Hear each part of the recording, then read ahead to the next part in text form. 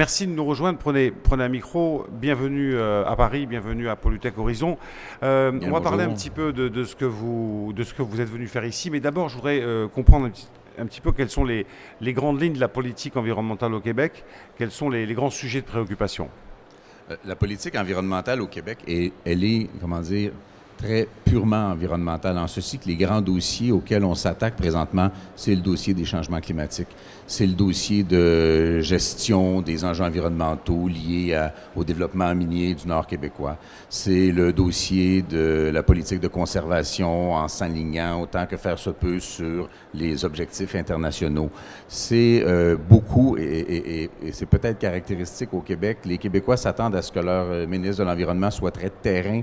Et donc, il y a des enjeux, il y a des incidents environnementaux, parfois de très grande envergure, pour lesquels les gens s'attendent à ce que le responsable de l'environnement pour le Québec soit présent, On soit pense notamment à ce qui s'est actif. passé cet été chez vous avec un déraillement de À train. Lac-Mégantic, qui est effectivement peut-être une des pires catastrophes environnementales qui se soit jamais produite en Amérique. Oui. La biodiversité, ça va être quelque chose un sujet fabuleux à traiter chez vous parce que bon, le territoire est immense et puis il y a de gros enjeux là aussi. C'est doublement intéressant. À sa face même, le sujet est très intéressant. Il y a une formidable biodiversité très typique au Québec qu'on a la responsabilité de protéger, pas seulement pour nous, mais bien pour tout le monde. Et il y a aussi le fait que, vous savez, le ministère de l'Environnement, c'est le ministère souvent de la contrainte, du De la règlement, de réglementation. l'empêchement. Et donc, on n'est pas les meilleurs porteurs de bonnes nouvelles en général lorsqu'on va au contraire travailler sur l'aménagement, le développement d'un réseau de parcs qui est déjà extraordinaire. Vous imaginez les grands espaces du Québec. C'est le côté constructif, positif et agréable du mandat de ministre de l'Environnement au Québec. Ça est le dossier un peu fétiche pour moi des changements climatiques et de nos objectifs en matière de réduction de gaz à effet de serre. Comment s'organise au Québec l'excellence technologique dans le domaine de l'environnement? Ça passe beaucoup par la recherche. Bon, j'ai écouté vos intervenants précédents.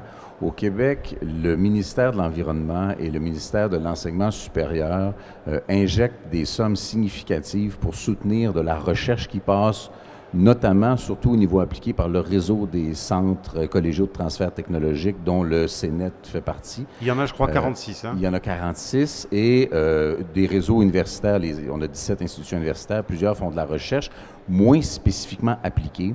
Et donc, nous, on donne un soutien à ce type de recherche-là, mais aussi, on a une politique économique en vigueur, une politique de développement industriel en vigueur, annoncée assez récemment, qui met beaucoup l'accent sur la transition vers une économie plus verte. En plus d'une politique qui s'appelait la priorité emploi, dans laquelle il y a des mesures qui sont liées à l'environnement, par exemple, une politique très ambitieuse d'électrification des transports au Québec.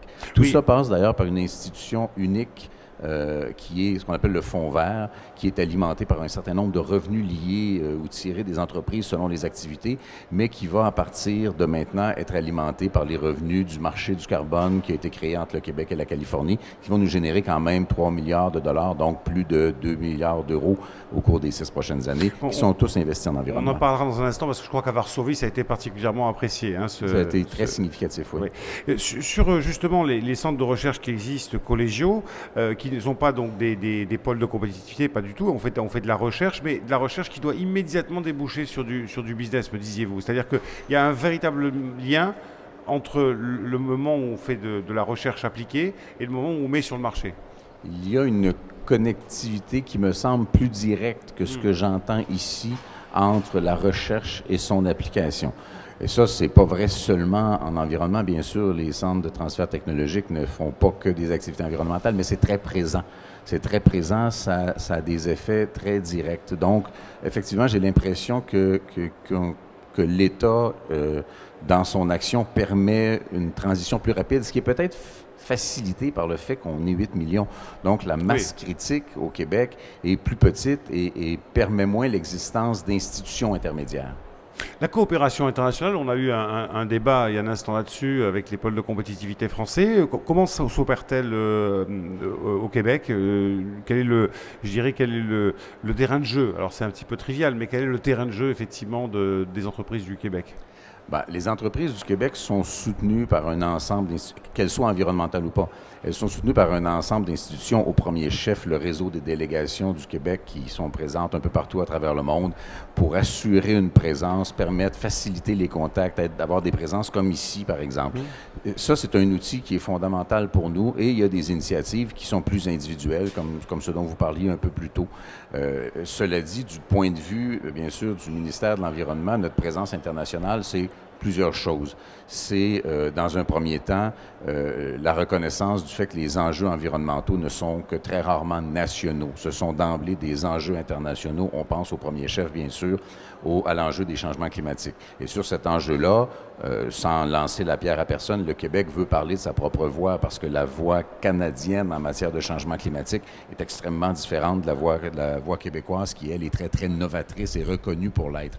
L'autre élément, c'est que il faut créer ce pont, il faut créer ce lien entre l'écologie et l'économie. Ce que je vois ici aujourd'hui me fascine parce que je pense que cette transition-là est extrêmement perceptible ici aujourd'hui. Il faut créer ce lien-là parce que non seulement c'est nécessaire en termes de développement technologique, mais en termes de développement purement économique, comme ça a été soulevé, les pays de ce qu'on appelle le BRICS, donc le Brésil, la Russie, l'Inde, la Chine et d'autres grands États en développement ont un besoin, un appétit pour des technologies environnementales, parce que non seulement leurs enjeux environnementaux sont criants au quotidien dans bien des cas, mais aussi parce qu'ils vont être confrontés à des obligations dont les termes devront être définis en matière de changement climatique. Et donc, c'est un marché pour l'extraordinaire potentiel et capacité d'innovation qu'on sent ici dans les entreprises françaises et qui est aussi très présent dans les entreprises et les centres de recherche québécois. Le Québec est une province, alors qui n'est pas encore indépendante, malgré la critique que vous avez formulée il y a un instant, parce que vous avez été assez critique avec le gouvernement canadien sur sa politique environnementale, mais ça prouve que vous avez une certaine liberté de parole.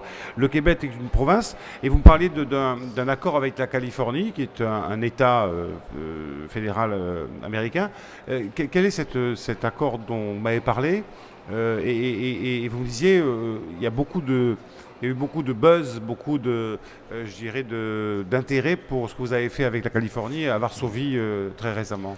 Le Québec a fait le choix de se doter. Vous savez, le Québec part d'une situation qui est a priori enviable en matière environnementale, en matière d'émissions de gaz à effet de serre, parce que 97 de notre production d'électricité est à partir de sources d'énergie renouvelables.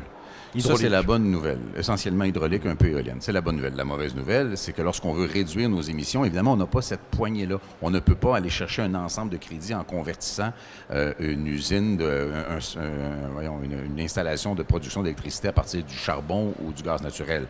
Donc, le défi est plus important.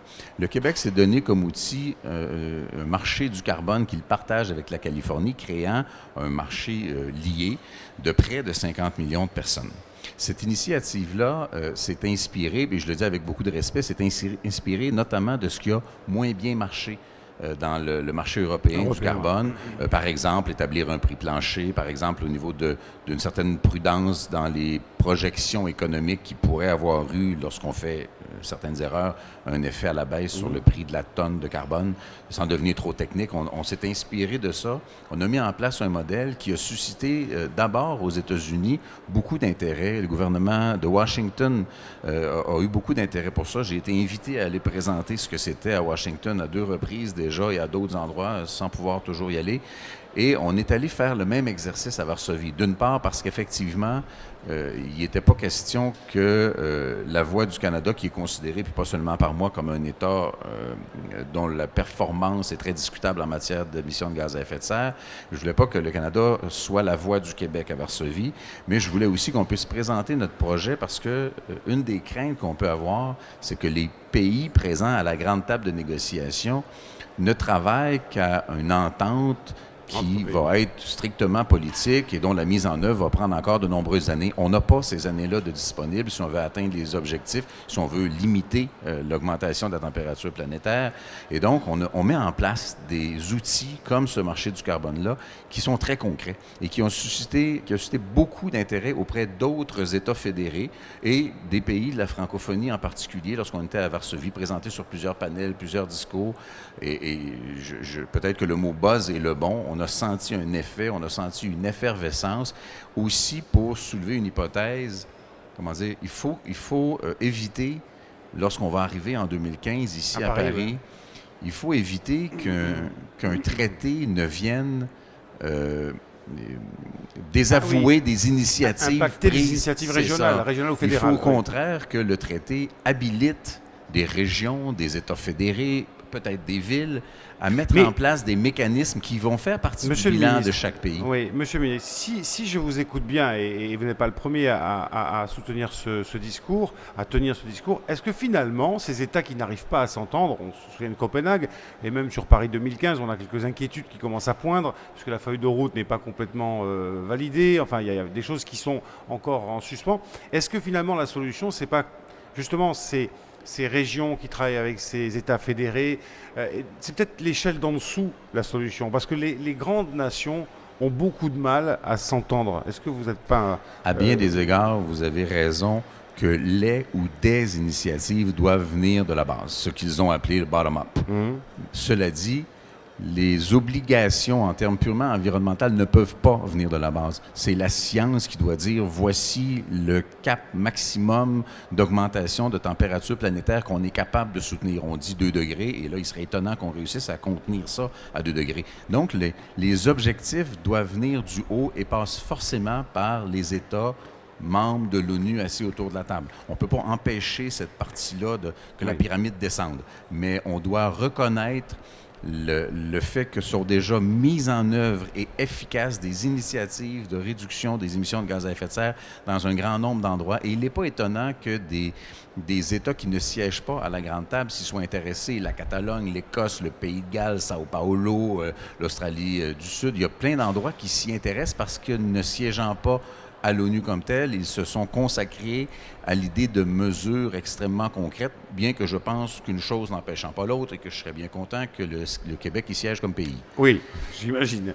Un dernier mot sur le Salon Polytech. Vous avez fait une petite visite aujourd'hui. Quel est votre ressenti, votre sentiment? J'ai été frappé par quelque chose de très, très positif. Dans l'avion, en arrivant ce matin, je lisais des journaux français qui... Vous parlez de la prostate de François Hollande? Non, pas exactement. Mais qui entretiennent, peut-être bien involontairement, un préjugé d'une certaine lourdeur dans les initiatives, dans les projets, dans l'entrepreneuriat français. Et moi, j'ai senti ici la première manifestation, une des meilleures, des plus belles manifestations concrètes d'un mariage entre l'économie et l'écologie, mais toujours avec un esprit d'entreprise. J'ai croisé des entrepreneurs avec les dents longues comme ça qui veulent aller sur le terrain et qui sont dans des entreprises à caractère environnemental, qui parlent avec une conviction environnementale, mais qui pensent, passez-moi l'expression, business. Et c'est pas le cas chez vous?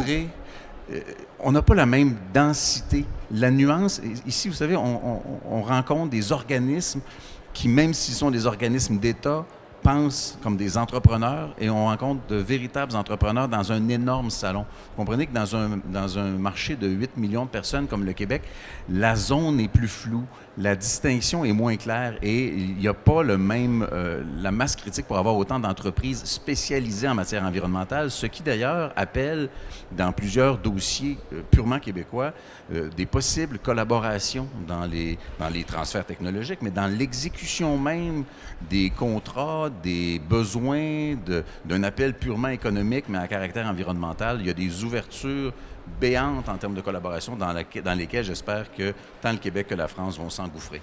Eh bien, vous nous avez remonté le moral. C'est super, parce qu'effectivement, nous, en France, on a tendance à dire qu'on est un petit peu lent et qu'on est toujours un petit peu... on délaie un peu les choses. Et là, vous nous dites que vous trouvez ces entreprises et même ces organismes publics très, très agressifs dans le bon sens du terme. Ce sont de très, très beaux modèles. Yves-François Blanchet, merci beaucoup. Bon séjour à Paris. On va se quitter quelques instants et se retrouver dans 5 ou 10 minutes sur le plateau TV de Polytech. Merci.